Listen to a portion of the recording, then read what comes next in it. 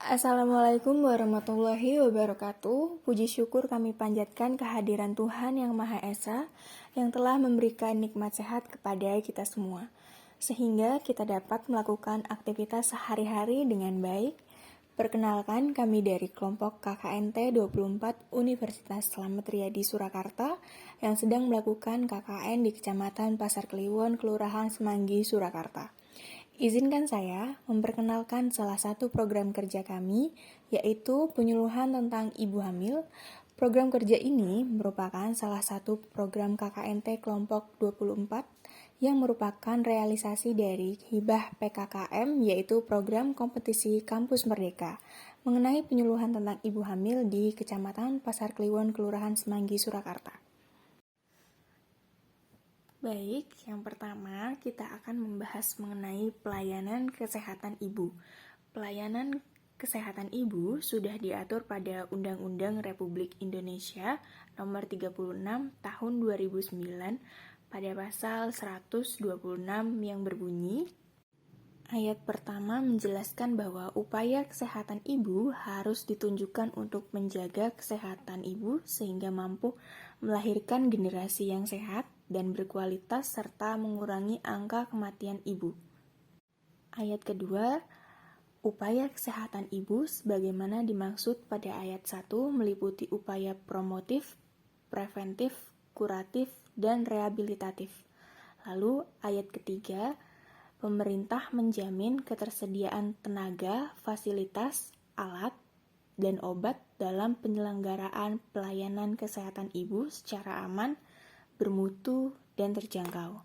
Lalu yang keempat, ketentuan untuk lebih lanjut mengenai pelayanan kesehatan ibu diatur dengan peraturan pemerintah.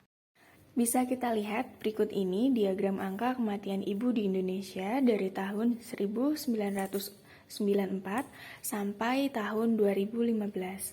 Angka kematian ibu di Indonesia sempat mengalami penurunan pada tahun 1994, 1997, 2002, dan 2007. Namun, tahun 2010 dan 2012 sempat mengalami peningkatan kembali.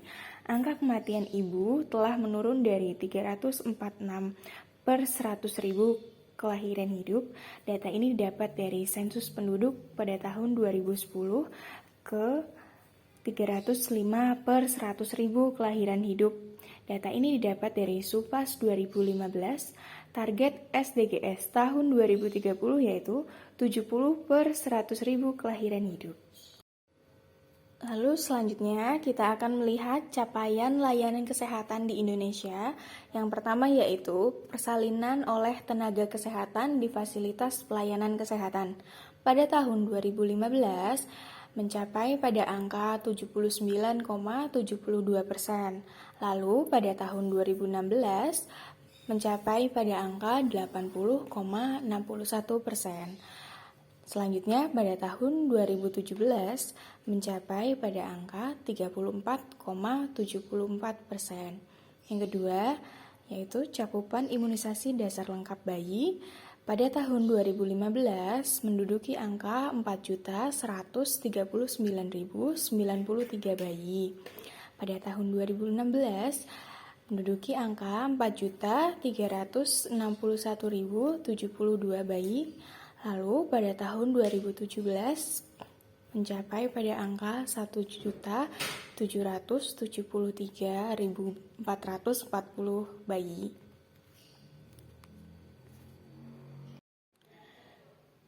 Angka absolut jumlah kematian bayi pada tahun 2015 mencapai pada angka 33.278 bayi. Pada tahun 2016 mencapai pada angka 32.007 bayi. Selanjutnya pada tahun 2017 mencapai pada angka 10.294 bayi. Lalu, angka absolut jumlah kematian ibu melahirkan pada tahun 2015 menduduki di angka 4.999 ibu. Lalu, pada tahun 2016 mencapai pada angka 4.912 ibu. Selanjutnya, pada tahun 2017 menduduki di angka 1.712 ibu. Selanjutnya, kita akan mencari tahu penyebab kematian ibu dan bayi baru lahir. Yang pertama, kita akan mencari tahu penyebab kematian ibu. Biasanya, kematian ibu disebabkan oleh pendarahan, hipertensi, infeksi, gangguan kardiovaskular, gangguan metabolik, dan yang lainnya. Lalu selanjutnya, penyebab kematian bayi baru lahir. Biasanya disebabkan oleh berat badan lebih rendah, asifaksia, tetanus neonatrum, spesies, kelainan kognital, dan kelainan yang lainnya. Kita akan mencari tahu penyumbang dari kematian ibu. Yang pertama yaitu dengan kondisi ibu hamil. Ibu hamil dengan hipertensi menyumbang angka sebanyak 6,3%. Ibu hamil dengan anemia menyumbang angka sebanyak 37,1%. Menikah terlalu muda dengan usia kurang dari 20 tahun menyumbang angka sebanyak 48,2%. Hamil pertama kali dengan umur kurang dari 20 tahun menyumbang angka sebanyak 38,2%. Peserta KB menyumbang angka sebanyak 59,3%. Peserta KB dengan MKJP menyumbang angka sebanyak 10,2%. Periode kematian ibu dengan masa nifas atau 48 jam setelah lahir menyumbang persentase sebanyak 61,6%. Penyebab kematian ibu. Yang pertama biasanya disebabkan oleh hipertensi dalam kehamilan, menyumbang angka sebanyak 32,4%. Lalu, pendarahan pasca persalinan menyumbang angka sebanyak 20,3%. Tempat kematian di rumah yaitu mencapai persentase 29,4%. Usia ibu dengan usia kurang dari 20 tahun mencapai angka 6,9%. Lalu dengan umur ibu lebih dari 35 tahun menyumbang angka sebanyak 25,6%. Catatan dari kematian ibu dengan umur lebih dari 35 tahun yaitu yang pertama menikah pada usia 10 sampai 16 tahun dengan persentase 20,3%. Lalu yang kedua, menikah pada usia 17 sampai 19 tahun menyumbang angka sebanyak 35,1%. Secara global, penyakit tidak menular merupakan penyebab kematian.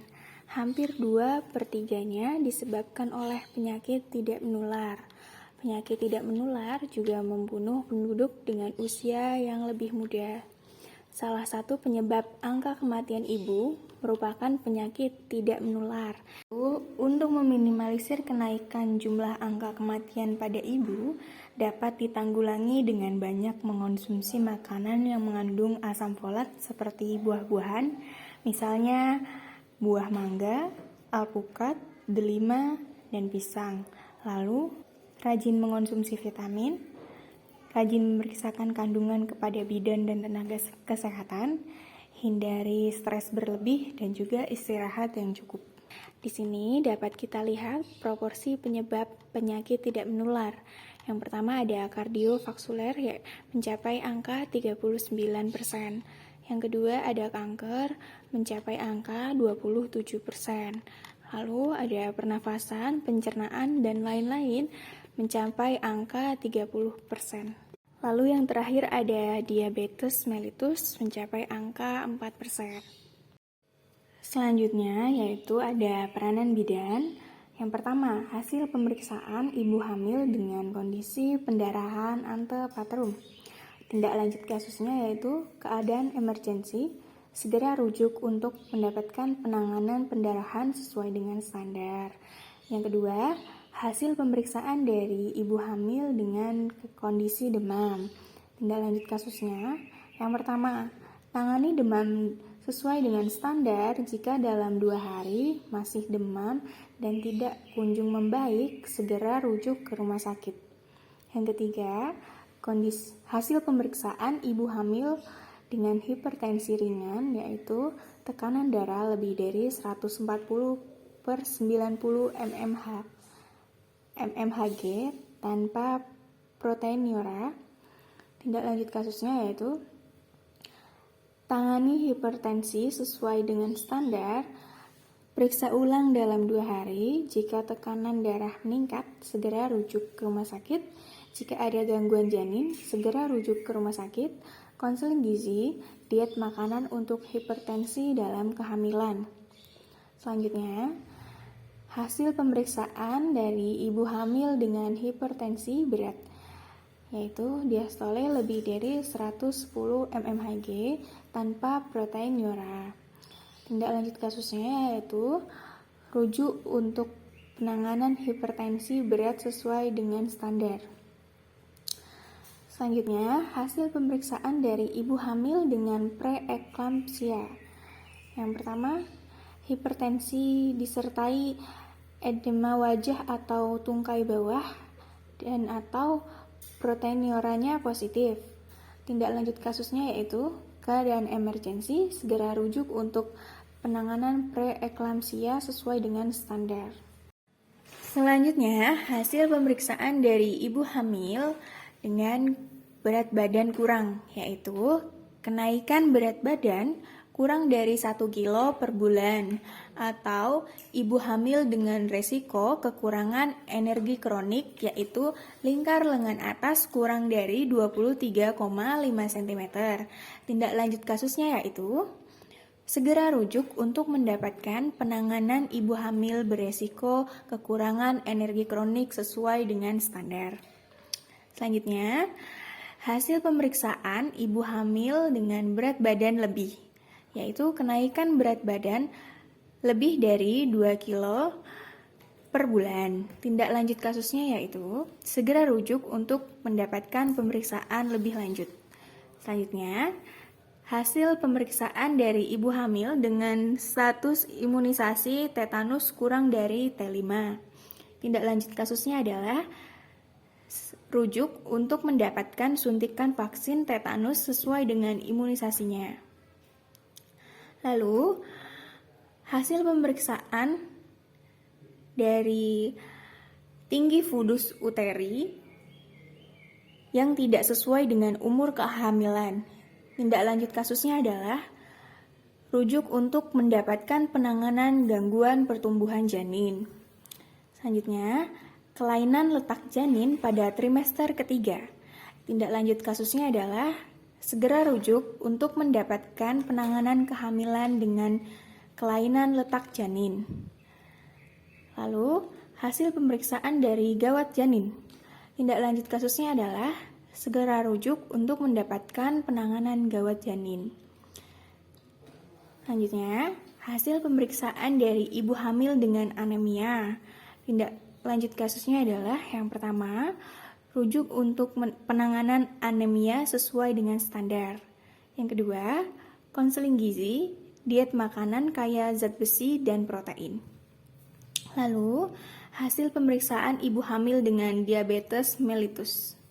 Tindak lanjut kasusnya adalah rujuk untuk penanganan diabetes mellitus sesuai dengan standar, konseling gizi, diet makanan untuk ibu hamil diabetes mellitus. Selanjutnya, hasil pemeriksaan dari ibu hamil dengan malaria.